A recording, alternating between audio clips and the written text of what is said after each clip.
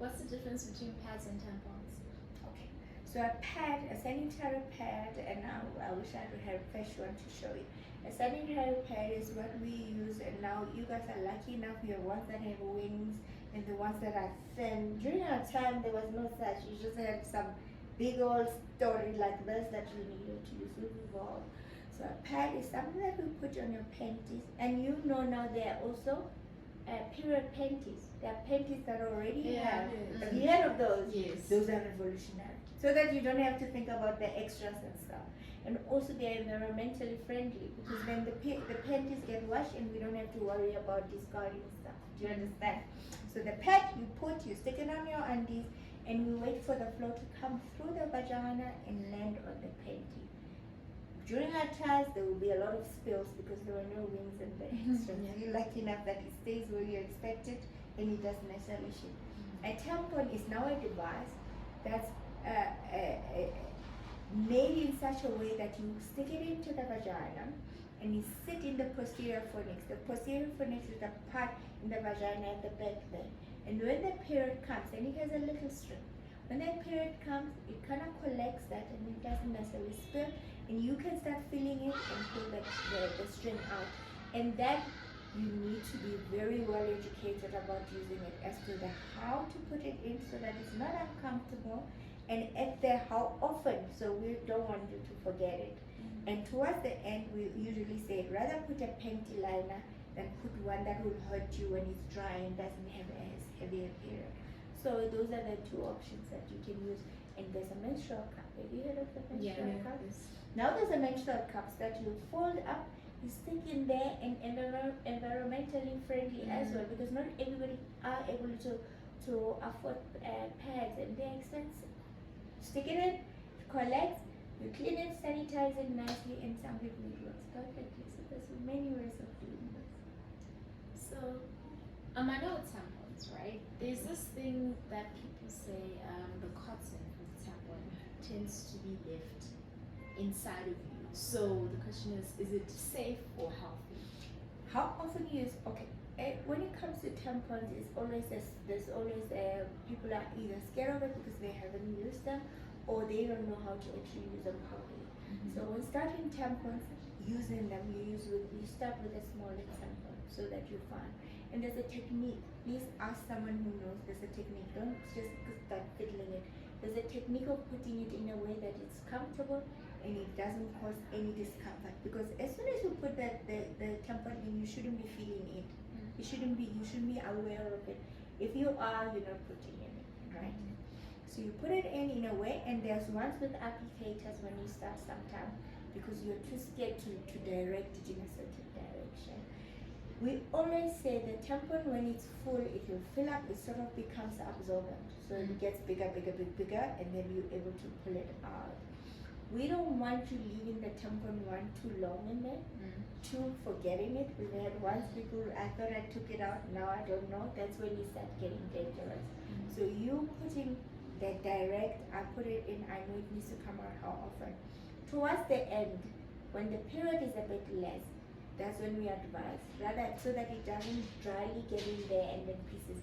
But in terms of it sitting there, when you sit in the bath, that stuff, water gets in there and washes it out. So don't worry. The only thing we worry about is if you don't change it off enough and if you happen to forget it, that's the dangerous part. So at what age would you say is a good age to start wearing a tampon over a pad? It depends on everybody. Every individual will be comfortable at their age. So some people are ready to start with a pad at first until they're comfortable enough and we trust that they're able to use a tampon. So I can't say age-wise. I always say everybody is different. If you are sporty and you're swimming and you're missing your swimming lessons and you're missing your swimming galas because you're on a pad and you really want to now use a tampon, come, we start explaining it, ask mom, ask someone who's using, so that that's a comfortable situation. It depends on your comfort levels, and it depends how we know you can take care of it. If you can't remember when you put it in, we have an issue. We'd rather use air pads. Which birth control method would you say is the best? That's a whole thing. So let me just tell you, in terms of the bears, it depends on which. Remember, I was telling you there's the menstrual cycle, which part. So there's a few different birth control. You can have abstinence, which is what we want you to do, not start sexual activity before you're ready. It's for adults and it's for when you're mature enough to handle what it comes with it. Abstinence is always enough until you're mature enough. Wait. There's nothing. I'm telling you, there's nothing to find out. Wait until you're mature enough to start. 2, there's ways that are called condoms. That's barrier method. Condoms, diaphragm. There's female condoms, which is at the bigger. There's a smaller one, which they're male condom. 2 different things. Those we call barrier method. For females, they're diaphragm, which is what we put just before, and sometimes availability is an issue. Some countries have it, some countries don't. Then we come to the next level, oral contraception. A whole spectrum of it. We have a lot of options in terms of which one works for you, which one for you. So that one you take every single day at the same time for you to actually have good birth control. For women who are after pregnancy are breastfeeding, they use a completely different pill than the usual one. So that's also a thing. And so you need to pick the right one. Now, then there is what people use IUCDs, which are loops that we put in certain device in the uterus, and then other ones are hormonal, some are non-hormonal. What you're asking me is the efficacy of them, and each one of them has its own efficacy. So what are the chances of falling pregnant when you're on it? And each one is a different one. Yeah. So what advice would you give to a parent that doesn't want their child to wear a tampon or is too scared to let their child wear a tampon? Because I know my mom didn't want me to wear a tampon. One is based on their fears and their exposure for them, their whatever education or exposure in terms of those. Because remember, we also come from a time where we're not given the information. You guys ask and you get answers. We're just told.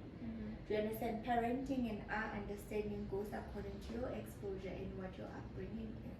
So if she was never exposed to it and she was told it's wrong, she's gonna think, my mom especially told me that I can't.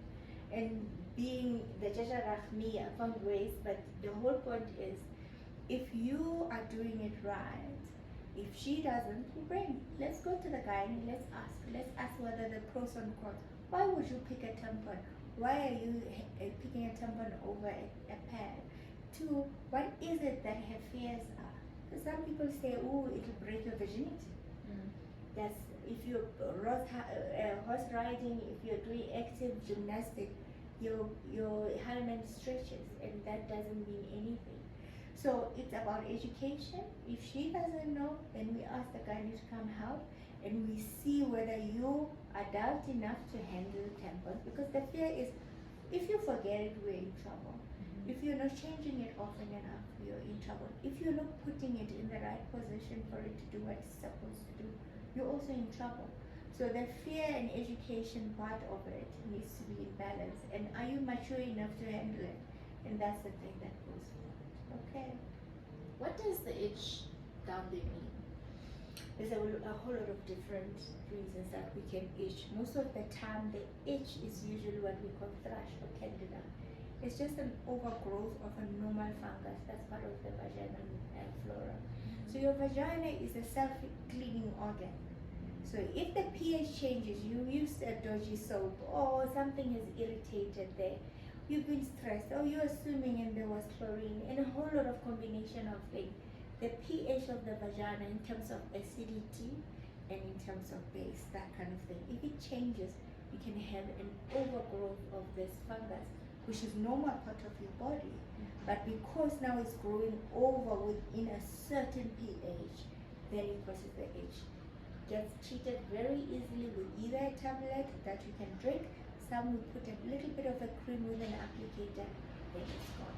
But the most important thing is, what are the triggers for you? Sometimes it's the underwear we wear, it's the cycling shorts, when the vagina doesn't breathe, and those kind of things. So we individualize what's causing that for you and how do we get rid of it. And there's nothing wrong with it. If the itch now comes with other stuff now, where the discharge changes color, it's greenish, and we worried about that, tell us. Do you think teenage pregnancies are high right now because it's such a taboo topic? So then teenagers want to go try things they've never heard of, or I think it's a multifactorial cause. I think it's the saddest thing that we're experiencing now. I think it has, it's one painful thing to watch when you know. I think it has a lot with poverty. I think it has a lot with no education. I think it's a lot with social grants. Now you're going to, I think it has a lot with no adults in the system to guide. No system like this to tell people what's right and wrong. Them not knowing what their options are in terms of contraception and sexual daily. It's important for you to know when sexual, but there's absolutely nothing wrong with having sex. But if you are actually having sex at the age that's right, and you contracepting well, and you know contraception, because there's a lot of dodgy myths about contraception. It's gonna make you fat, it's gonna do this, you'll never have children in the future.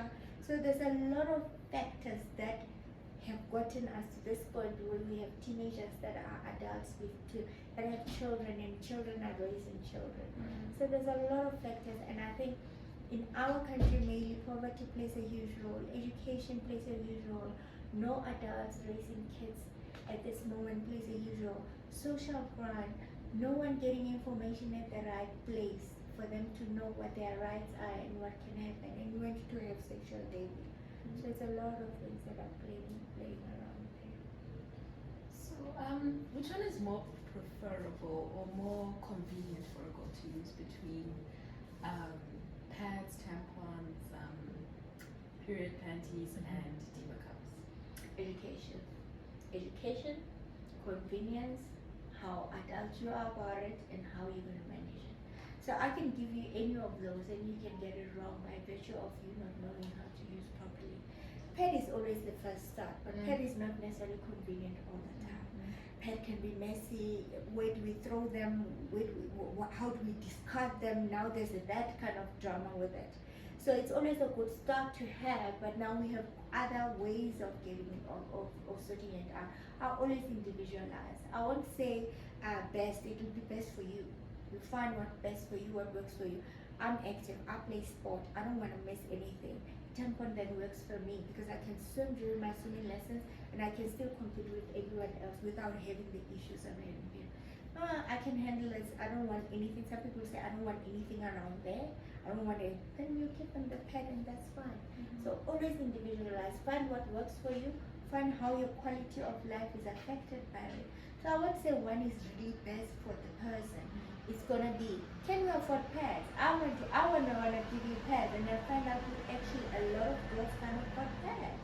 We take it for granted that we go to the shop, we get the pads, and they're here. There's a lot of girls that can't. And these other alternatives like the menstrual cup, like the period panties and things like that are the cheaper way, because now we're talking money, are the cheaper way of going through this without the extras and the worries about it. See?